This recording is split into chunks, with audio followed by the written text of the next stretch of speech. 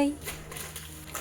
கேரளா ஸ்டைலில் பாயசம் எங்கள் வீட்டில் எப்படி பண்ணுங்கிறதுக்கான வீடியோ தான் இது. வீடியோவை ஸ்கிப் பண்ணாமல் பாருங்கள், சின்ன சின்ன டிப்ஸ் சொல்லியிருப்பேன். இந்த தடவை பேக்கெட் பால் தான் கிடச்சிது.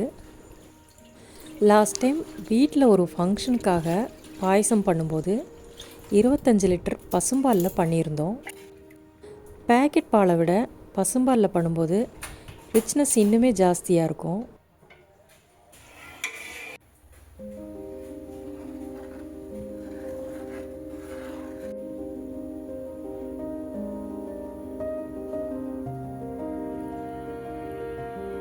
பாலை அடுப்பில் வைக்கும்போதே அடப்பிரதமனை ஒரு 2 டைம் வாஷ் பண்ணிவிட்டு தண்ணியில் ஊற வச்சுக்கணும்.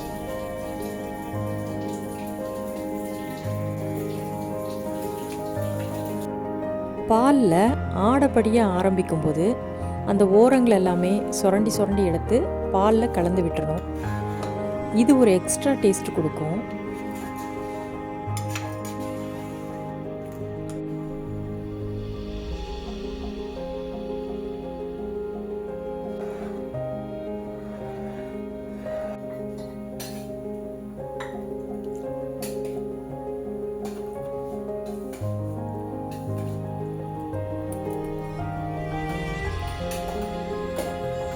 பால் 1/4 பாகம் சுண்டி 3/4 பாகமாக இருக்கும்போது அடப்பிரதமனை சேர்க்க ஆரம்பிக்கணும்.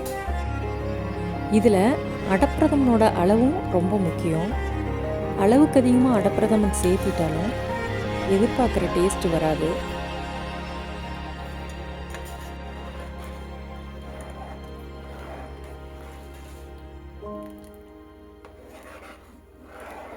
அடப்பிரதமன் ஏற்கனவே ஊறி இருக்கிறதுனால கொஞ்ச நேரத்திலே வெந்துடும். வெந்த பின்னாடி சர்க்கரையை சேர்க்கணும். இந்த பாயசம் செய்கிறது பெரிய கம்ப சூத்திரம்லாம் இல்லைங்க, பொறுமை மட்டும் இருந்தால் போதும்.